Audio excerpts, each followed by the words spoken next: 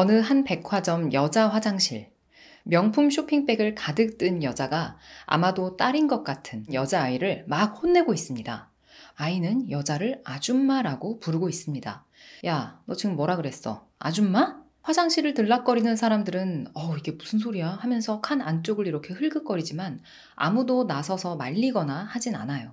그리고 이 모든 상황을 안절부절하며 보고 듣고 있는 사람이 있었습니다. 짧은 단발머리를 한 여자. 그녀의 이름은 정순정입니다. 순정은 그렇게 발을 동동 구르면서 아이의 울음소리를 마음 아픈 듯 듣고 있어요. 잠시 뒤 여자는 아이를 밖으로 떠밀면서 빨리 나가서 세수해 하고는 다시 문을 쾅 닫고 들어가 변기에 앉아서 이번엔 자기 볼일을 봅니다. 아이는 이런 일이 익숙한 듯 눈물을 닦고 혼자서 세수를 합니다. 그때 순정이가 아이에게 조용히 다가가요. 그리고 아이의 얼굴을 부드럽게 닦아주고 등을 다독여주면서 검지손가락을 입에 가져다 대며 쉿 하는 신호를 보냅니다. 아이는 어리둥절한 듯 고개를 들어 가만히 순정을 바라보는데요. 순정은 그렇게 화장실에서 아이를 잘 내보내고는 청소용품이 비치되어 있는 칸에서 청소 중이라고 쓰인 팻말을 꺼내 화장실 문 앞에 세워둡니다. 이제 이 화장실에는 아이에게 못되게 굴었던 그 여자와 순정, 단 두 사람뿐이에요. 그 못된 여자는 아무것도 모른 채 여전히 화장실 칸 안에서 친구와 통화를 하며 계속 볼일을 보는 중입니다. 잠시 뒤 순정은 화장실 칸 안으로 쳐들어가 그 여자를 저 세상으로 보내버립니다. 순식간에 일어난 상황. 절대 이런 짓을 할 것처럼 보이지 않던 순정. 그녀는 어떤 여자인 걸까요? 그리고 왜 이러는 걸까요? 백화점 화장실 안에서 살인사건이 발생하자 바로 경찰이 출동합니다. 40대 후반쯤 되어 보이는 오 형사와 그의 후배가 현장으로 빠르게 나오는데요. 오 형사는 현장에 와서 냅다 기도부터 합니다. 불쌍하고 가련한 영혼을 주님의 품으로 인도해 주시고 어쩌고저쩌고. 후배 형사는 이런 일이 익숙한 듯 옆에서 타이밍 맞춰 아멘이라고 외쳐주고 곧이어 오 형사도 아멘 하면서 기도를 마쳐요. 그는 경찰 일을 하고 있지만 사실 목사가 되는 게 꿈이었거든요. 죽은 여성의 모습을 살펴본 후배 형사는 오 형사에게 아무래도 우발은 아니고 원한인 것 같은데요? 라고 말해요. 오 형사는 기도를 하는 와중에도 이미 현장을 다 파악했습니다. 아마 흉기를 이 백화점 안에서 구했을 수 있다라고 보고 주방용품 파는 곳으로 가봅니다. 형사들은 곧 그 백화점에서 파는 주방용품을 국과수에 감정 의뢰하고 죽은 피해자의 주변 인물들을 조사하기 시작해요.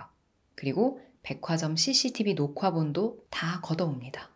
한편 순정은 본업을 하는 중입니다. 고객님, 이 차는 최고의 자존심을 가지신 분들을 위한 최고의 차예요. 네, 순정은 외제차를 파는 딜러예요. 그녀는 매일 알뜰하게 점심 도시락을 싸가지고 다니면서 악착같이 정말 일을 열심히 합니다. 동료들이 그런 그녀에게 말을 거는데요. 와, 순정씨 이번에 중장비 면허 땄다면서? 진짜 대단해. 이제는 트럭까지 취급하려고? 순정은 씩 웃으며 대답합니다. 네, 제 꿈이 크레인 기사잖아요. 그래서 딴 거예요. 그리고 뭐 큰 차 팔면 커미션도 더 많이 남고요. 동료들은 무섭다 라고 너스레를 떨면서도 이렇게 열심히 사는 그녀를 대단하다고 좋아 보인다고 봐주는 것 같아요. 한편 순정이 저지른 백화점 사건을 조사하는 경찰들은 CCTV 지옥에 갇혀 있습니다. 전체 매장 40개, 한 매장당 2대, 백화점 통로마다 코너마다 설치된 모든 CCTV 녹화 영상을 다 봐야 하는 상황인데요. 이 와중에 또 어려운 일 하나를 해야 됐는데 그건 바로 사건 당일 피해자 여성과 함께 있었던 그 초등학생 아이를 찾아가서 탐문을 하는 것. 이건 형사들에게도 너무나 조심스럽고 어려운 일이었습니다. 하지만 범인을 잡기 위해선 어쩔 수 없는 과정이죠. 결국 오 형사가 직접 나서는데요. 그는 놀이터에서 고개를 푹 숙이고 그네에 앉아있는 아이에게 다가가 최대한 상냥하게 말을 건넵니다. 와, 그거 장난감 뭐야? 아저씨가 뭐 좀 물어봐도 돼? 예전에 너 백화점에 갔을 때 말이야. 너네 엄마가 여기까지 말했을 때 내내 조용하던 아이가 갑자기 입을 삐죽 내밀며 말해요. 엄마 아니야, 그 아줌마. 오 형사는 당황한 듯 그래. 그러면 어쨌든 그 아줌마랑 누가 싸웠어? 얼굴 봤어? 그 나쁜 사람이니까 잡아서 혼내줘야지 하고 아이를 어르고 달래서 어떻게든 범인의 인상착의에 대한 대답을 좀 들어보려고 하는데 아이는 나쁜 사람 아니야 알지도 못하면서 하고는 그네에서 일어나 쌩하니 가버립니다. 뭐 하긴 아이에게는 자신을 괴롭히는 괴물을 없애준 순정이 어쩌면 은인일지도 모르는 일이겠죠. 이 시각 순정은 웬 화려하게 생긴 한 여자와 미용실에 함께 있습니다. 순정은 머리를 하러 온 게 아니고 고객 관리차, 이 여자가 머리를 하는 동안에 뭐 이야기 동무도 되어주고 옆에서 시중도 들어주러 온 것 같아요. 이 화려한 여자의 이름은 신옥인데요. 신옥은 성질이 보통이 아닌 것 같습니다.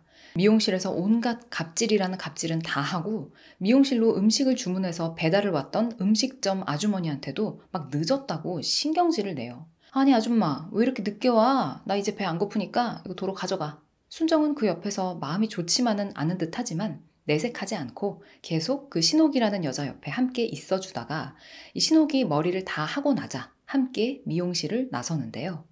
미용실 앞에는 신옥의 나이 많은 애인 나 사장이 차를 가지고 와서 기다리고 있습니다. 신옥은 순정에게 인사 한마디 없이 나 사장의 차에 뿅 타버리고 순정은 차에 탄 신옥과 그의 늙은 애인에게 고개 숙여 인사를 합니다. 언니 그럼 이만 전 갈게요. 저기 나 사장님도 언제 한번 저희 매장에 들러주세요. 그렇게 순정이 떠나고 차 창문을 직 올리면서 신옥은 자기 애인한테 쟤 진짜 차 한 대 팔아보려고 애쓴다 라고 말하면서 순정을 비웃습니다. 오 형사는 후배의 바톤을 이어받아 백화점 CCTV를 계속 보는 중이에요. 두 눈알이 빠질 것만 같지만 멈추지 않고 계속해서 한 장면 한 장면 또 한 사람 한 사람 꼼꼼히 살펴보는데요. 그런데 CCTV에 웬 이상한 장면이 하나 포착됩니다. 순정이 백화점 어느 매장 구석에서 CCTV를 이렇게 정면으로 쳐다보며 웬 요술봉같이 생긴 장난감을 들고 이렇게 빙글빙글 돌리고 있는 장면이었어요. 장난을 치면서 뭐 약을 올리는 것 같기도 하고 나를 잡아봐라 라고 도발을 하는 것 같기도 하고 뭐 아니면 무슨 신호를 보내는 것 같기도 합니다. 이건 대체 무슨 뜻일까요? 오 형사는 이걸 분석해낼 수 있을까요? 아까 순정을 비웃으며 애인의 차를 타고 미용실을 떠났던 신옥이라는 여자는 이제 피부 관리샵에 와 있습니다. 머리를 싹 감싸 올리고 관리대에 누워서는 언니 그 앰플은 뭐야? 효과가 뭔데? 피부관리사한테 막 이런저런 질문을 하면서 여유롭게 관리를 받고 있어요. 관리사가 미백과 주름 개선에 좋다는 앰플을 신옥의 얼굴에 듬뿍 발라주고 마지막으로 석고팩을 올려주는데요. 피부에 좋은 성분이 더 잘 흡수되라고 얼굴에 두껍게 얹어놓는 무슨 묽은 밀가루 반죽 느낌이 나는 그런 팩이었어요. 콧구멍만 빼고 눈도 입도 다 가리게 이 석고팩을 싹 발라두고 흡수되는 동안 그대로 10분 정도 두기 위해서 관리사는 자리를 잠시 비웁니다. 신옥은 편안하게 누워서 살짝 잠에 들어요. 그리고 이때 누군가 신옥이 누워있는 방으로 조용히 들어옵니다. 보통은 상의를 탈의하고 관리를 받기 때문에 이런 피부 관리샵은 1인실이 많죠. 이 방 안에는 신옥과 방금 이 방 안으로 들어온 여자 두 사람뿐입니다. 여자는 오늘은 손 관리까지 서비스 해드릴 거예요 라고 하더니 신옥의 손에도 팩을 이렇게 발라주고 랩으로 그녀의 두 손을 천천히 감싸기 시작하는데요. 처음에는 이렇게 부드럽게 랩을 한 바퀴, 두 바퀴, 세 바퀴 돌리더니 점점 더 빠르게 점점 더 우악스럽게 다다다다다다 손을 꽁꽁 결박해버립니다. 뭔가 이상함을 감지한 신옥이 발버둥을 치기 시작하는데 이 침입자는 신옥의 몸 위에 올라타서 그녀를 움직이지 못하게 꽉 누르고는 석고팩을 신옥의 콧구멍에까지 부어버립니다. 그렇게 손도 움직일 수 없고 석고팩으로 눈, 코, 입이 다 덮인 신옥은 이제 버둥거림을 멈추고 더 이상 숨도 쉬지 않게 돼버려요. 예상하셨겠지만 이번에도 범인은 순정입니다. 같은 피부관리샵 옆방에서 관리를 받는 척 누워있다가 신옥의 관리사가 자리를 비운 사이에 건너와서 신옥을 이렇게 만든 거였어요. 아무래도 순정이 이러는 이유가 있을 텐데요. 대체 목적이 무엇일까요? 신고를 받고 경찰이 피부관리샵으로 출동을 했지만 순정은 이미 자리를 떴고 애꿎은 관리사들만 과실치사 혐의를 받게 됩니다. 석고팩을 해줄 때 막 실수로 콧구멍에까지 부어버린 거 아니냐 이런 의심을 받게 된 거죠. 동시간대 이 샵에 뭐 다른 손님은 없었어요? 오 형사가 묻지만 관리사들은 한 분 계시긴 했는데 오늘 처음 오신 분이라 누군지 잘 모르겠어요 라고 답합니다. 오 형사는 신옥이 사망한 관리실을 자세히 살펴보다가 생뚱맞게 붙어있는 웬 애니메이션 스티커 같은 걸 발견하게 돼요. 이게 이번 사건이랑 무슨 연관이 있는 걸까요? 오 형사는 이번엔 후배 형사와 함께 신옥이 죽기 전에 운영했었던 옷가게로 가봅니다. 거기서 일하는 종업원으로부터 나 사장이라는 사람이 신옥의 애인인데 청담동에서 웨딩홀을 운영하고 있고 사실은 이 옷가게도 나 사장이 신옥에게 차려준 거다. 이런 정보들을 얻게 돼요. 오 형사와 후배 형사는 이제 신옥의 시신을 부검한 의사를 찾아가 보는데요. 석고팩의 상당량이 기도와 식도까지 흘러들어갔으니 사인은 당연히 질식사인데 피해자가 격렬하게 반항하는 과정에서 손톱에 눌린 자국이 있다라는 얘기를 듣게 됩니다. 후배 형사는 오 형사를 바라보며 지난번 화장실 살인사건 때도 범인은 여자인 것 같았어요. 이번 피부관리샵 사건도 범인이 여자고 뭔가 이거 감이 오지 않아요? 라고 소리치는데요. 오 형사는 무슨 감? 홍시감? 하는 시덥지 않은 농담을 하며 후배의 말을 그냥 무시합니다.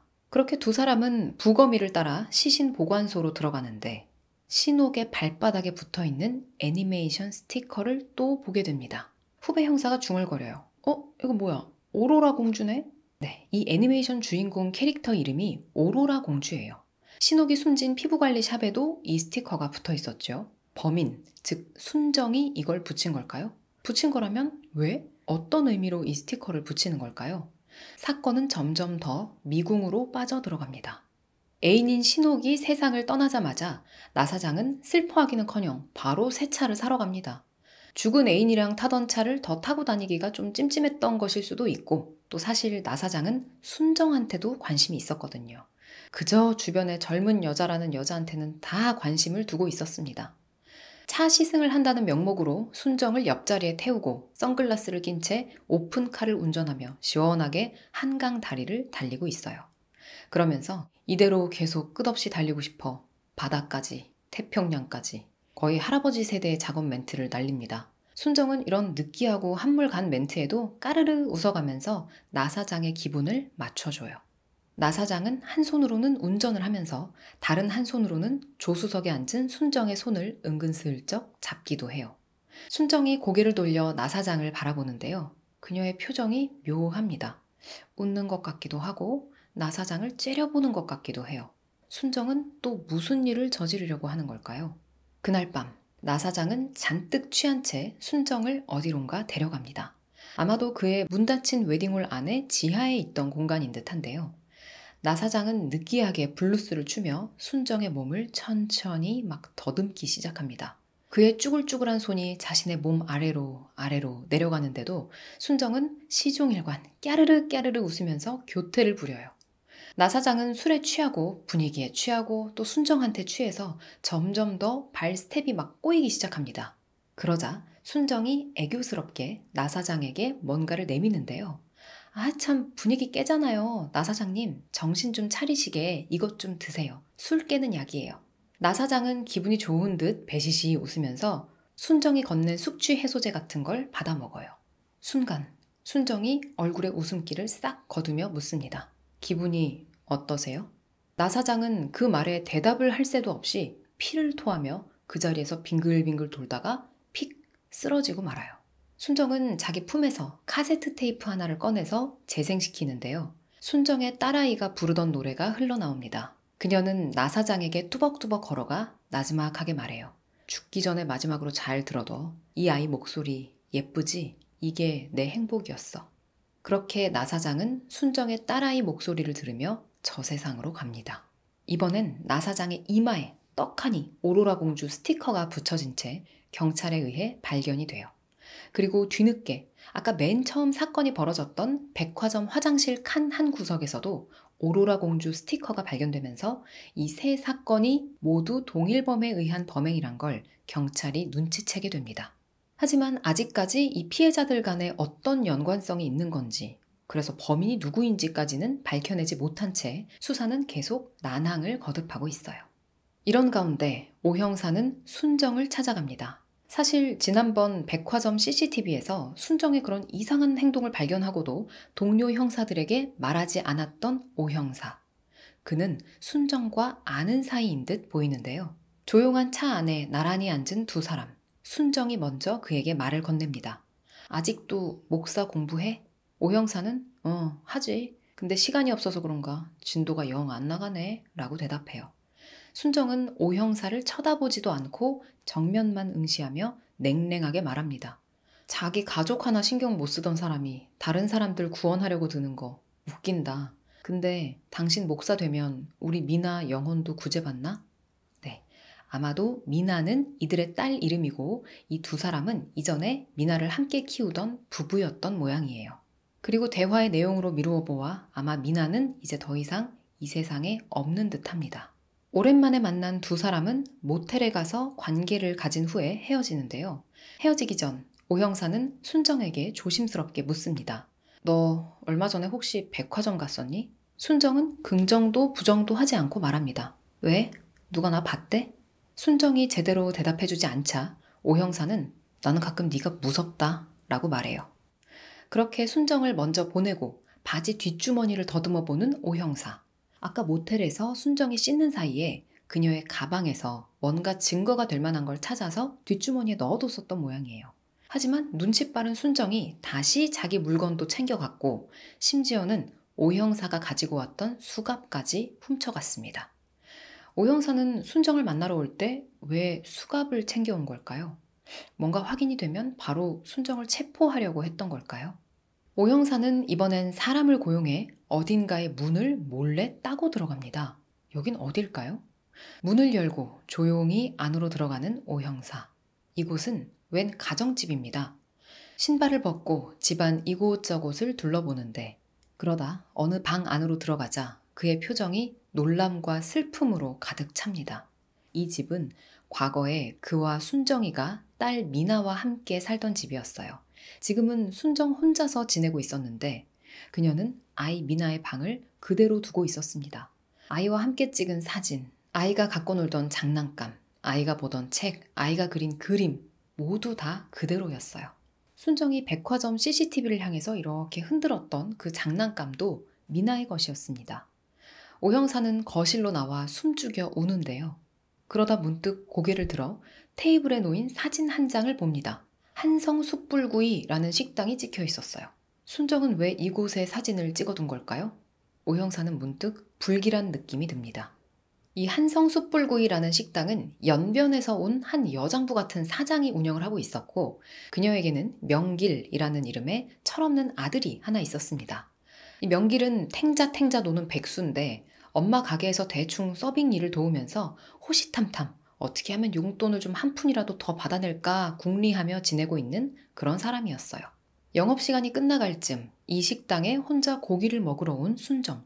그녀는 연변 처녀처럼 일부러 촌스럽게 꾸미고 와서는 순진한 목소리로 명길에게 말을 겁니다. 이보시라요. 여기 고기 좀 잘라주시라요. 명길은 표정을 확 구기며 아이씨 영업시간 이제 끝났거든요. 그리고 지 눈앞에 고기를 두고는 왜 나보고 잘라달래? 투덜투덜거리면서 고기를 막 대충 숭덩숭덩 잘라주기 시작하는데요. 하지만 이내 친근감 있게 계속 말을 거는 순정을 보고는 기분이 좀 풀린 듯 한층 누그러진 목소리로 고기 다 타잖아요. 그리고 이제 영업시간 끝났으니까 조금 스피드하게 드셔요. 하고 이야기합니다. 아무래도 명길의 엄마도 연변 사람이다 보니까 명길은 뭔가 묘하게 순정이 편안하게 느껴지면서 점점 매력을 느끼기 시작하는데요. 그리고 그날 늦은 밤, 불안한 마음에 한성 숯불구이 식당으로 차를 몰고 달려와 본 오 형사. 하지만 그가 도착했을 땐 식당은 마감을 하고 문은 이미 닫혀 있었어요. 다음 날 이른 새벽, 순정은 오늘도 바빠 보입니다. 아직 해도 뜨지 않은 캄캄한 시간인데 일찌감치 집에서 나와서 출근하려는 택시기사에게 말을 거는데요. 아저씨, 이거 나가시는 차죠? 저 좀 탈게요. 하지만 택시기사는 나가는 차는 맞긴 한데 저기 미안하지만 다른 차 좀 타줬으면 좋겠네. 첫 손님이라서 하고 말합니다. 첫 손님이 여자면 재수가 없다. 이런 말도 안 되는 속설을 믿는 기사였기 때문인데요. 하지만 순정은 지금 승차 거부하시는 거예요? 라고 쏘아붙이면서 기어코 그 차를 탑니다. 기사도 이쯤 되니 어쩔 수 없다는 듯 고개를 절레절레 저으면서 결국 운전대를 잡아요. 택시를 타고 가는 동안 순정은 조수석에 앉은 채 기사에게 이런저런 말을 건넵니다. 아저씨, 요즘도 첫 손님이 여자면 재수가 없으세요? 기사는 좀 민망한 듯 아니 그게 그냥 말이 그렇다는 거지. 근데 그래도 이게 말이야 근거는 있어요. 지난번에도 내가 사고가 났었는데 그날도 생각해보면 첫 손님이 여자였거든. 순정은 하고 고개를 끄덕이다가 이번엔 이런 질문을 합니다. 기사님, 그럼 만약에요. 한 6살 먹은 어린애가 택시 태워달라고 하면 태워주시나요? 기사는 그럼 뭐 애는 사람 아닌가? 하고 대답을 하는데요. 그러자 순정의 목소리가 점점 아이처럼 변합니다. 근데 택시비가 모자라면요? 2,000원, 딱 2,000원 모자라거든요. 아저씨, 그래도 집에 데려다 주시나요? 택시기사는 대수롭지 않은 듯 듣다가 갑자기 온몸에 소름이 돋는 듯 소스라치게 놀라며 순정을 쳐다봅니다. 이거 뭐야? 너 뭐하는 년이야? 당장 내려! 순정은 아이 같은 표정으로 겁에 질린 채 가만히 앉아 있는데요.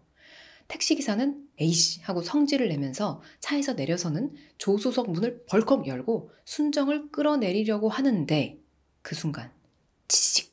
순정의 표정이 무섭게 변하며 전기 충격기로 택시기사를 쓰러뜨려 버립니다. 캄캄한 새벽이라 도로에는 아무도 없어요. 잠시 후 정신을 차린 택시기사. 얼굴에는 비닐봉지가 씌워져 있었고 손목은 수갑이 채워진 채 핸들에 묶여 있습니다. 그리고 차는 높은 계단 끝에 아슬아슬하게 세워져 있었어요. 조금만 움직여도 차가 기우뚱하면서 아래로 떨어져 버릴 것만 같습니다. 공포에 질린 기사가 몸을 버둥거리자 예상했던 대로 차는 그대로 계단 아래로 구당탕탕탕 굴러 떨어지고 말아요. 이렇게 또 한 명을 보내버리는 순정. 그리고 그녀는 다시 연변처녀처럼 차려입고 아까 그 한성 숯불구이 식당으로 갑니다. 이제는 이 식당 주인의 철없는 아들 명길이 순정에게 아주 다정하게 구는 정도까지 관계가 발전했는데요. 갈비탕 한 그릇만 주문한 순정에게 고기까지 막 구워주면서 먹고 힘내시라고 하며 너스레를 떨기까지 해요. 순정은 예쁘게 싱긋 웃으면서 연변 말투로 명길에게 말합니다. 한국에 오니까니 신기한 게 참 많습니다. 왜 가위로 고기를 자릅니까? 명길이 능글맞게 웃으며 대답해요. 이게 왜 그러냐면 싹둑싹둑 편리하게 잘 잘리니까. 순정은 그렇게 명길에게 접근해서 식당 영업이 끝난 후 그를 따로 만납니다. 명길은 순정을 태워 으슥한 숲속으로 들어가서 그녀에게 스킨십을 시도하는데요. 덩치 큰 명길이 거칠게 키스를 퍼붓자 순정은 처음엔 놀라서 그를 밀쳐내며 거부하다가 이내 오히려 명길보다 더 적극적으로 나서기 시작합니다. 명길은 오늘 진짜 대박이다, 미치겠네 라고 외치면서 다리를 쫙 벌리고 순정에게 몸을 맡겨요. 순정은 명길이 방심한 틈을 타서 순식간에 두꺼운 테이프로 그를 차 의자에다가 꽁꽁 묶어버립니다. 그리고는 아까 명길이 고기를 잘라주던 그 잘 드는 가위로 싹둑! 어디를 잘랐는지는 제 이야기의 맥락을 보시면 아마 유추가 되실 거예요. 명길은 이제 더 이상 남자가 아닙니다. 이 시각 형사들은 아까 택시기사가 살해당한 곳으로 달려가 현장을 조사하고 있는 중인데요. 후배 형사가 순정이 탔던 택시에서 웬 카세트 테이프 하나를 찾아내고 거기에는 어김없이 또 오로라 공주 스티커가 붙어 있습니다. 오 형사가 빠르게 그 카세트 테이프를 가져다가 자기 차에서 한번 재생을 해보는데 딸 미나가 노래를 부르는 목소리가 흘러나와요. 감정이 북받쳐 오르는 오 형사. 하지만 주변 동료 형사들은 어찌된 영문인지 전혀 모르고 있습니다. 그리고 그때 한성 숯불갈비집 아들이 실종됐다는 신고까지 들어오고 오 형사는 점점 머리가 터질 듯이 복잡해지는데요. 그리고 역시나 이번에도 명길이 타고 있던 차 앞유리에 오로라 공주 스티커가 붙어있는 게 발견이 돼요. 이번엔 하나가 아니라 온 창을 덮을 정도로 덕지덕지 붙어 있습니다. 오 형사는 착잡한 표정으로 후배 형사에게 말해요. 야, 범인 휴대폰 위치 추적하고 지명수배 내리라 그래. 후배는 눈을 동그랗게 뜨고 묻습니다. 범인이 누군지를 알아야 수배를 내리든 위치 추적을 하든 하죠. 오 형사는 이제 모든 걸 내려놓은 듯 후배 형사에게 다 얘기를 해줍니다. 범인이 누구냐면 이름 정순정, 나이 33, 주소는 일원동, 직업 외제차 딜러, 아마 지금은 관뒀을 거고, 내 마누라야, 이혼한 전 마누라, 죽은 우리 미나의 엄마. 그러더니 오 형사는 품에서 사표를 꺼내 후배 형사에게 이거 좀 전해라 하고는 자리를 떠나버립니다. 그리고는 마지막이라도 좋으니 한 번만 만나자고 순정에게 연락을 해요. 오 형사의 결정적 증언으로 경찰은 이제 순정을 잡기 위해서 촉각을 곤두세우고 그녀의 범죄에 대해서 분석하기 시작합니다. 과연 몇 명이나 더 이런 희생이 계속될 것이며 다음 피해자는 누가 될까요? 이제 곧 그 모든 진실이 밝혀집니다. 사건 전체 맥락에 대해서 경찰이 감을 못 잡고 있는 사이 사표를 낸 오 형사는 혼자서 과거 자기 딸아이 사건 관련 자료를 보며 골똘히 생각에 잠겨 있습니다. 아, 이제 누가 더 있을까? 남은 사람이 없는 것 같은데 대체 누가 다음 희생자지? 그러다가 자료에서 김우택이라는 이름이 눈에 탁 들어와요. 오 형사는 그를 급히 찾아 나섭니다. 이 우택이라는 사람은 또 누굴까요? 이 시각 오 형사의 예상대로 순정은 우택이라는 남자를 만났습니다. 그가 다니는 수영장에서 우연히 수영을 하다 만난 것처럼 그에게 접근을 하는데요. 두 사람은 원래 알았던 사이인 듯해요. 아무래도 순정이 차를 파는 영업직이었기 때문에 굉장히 발이 넓죠. 두 사람은 그의 집으로 가서 데이트를 하고 있습니다. 그러다가 순정은 우택이 아무것도 모르고 비디오 게임에 열중한 사이 커다란 조명으로 그의 머리를 빵 내리쳐서 우택을 기절시켜요.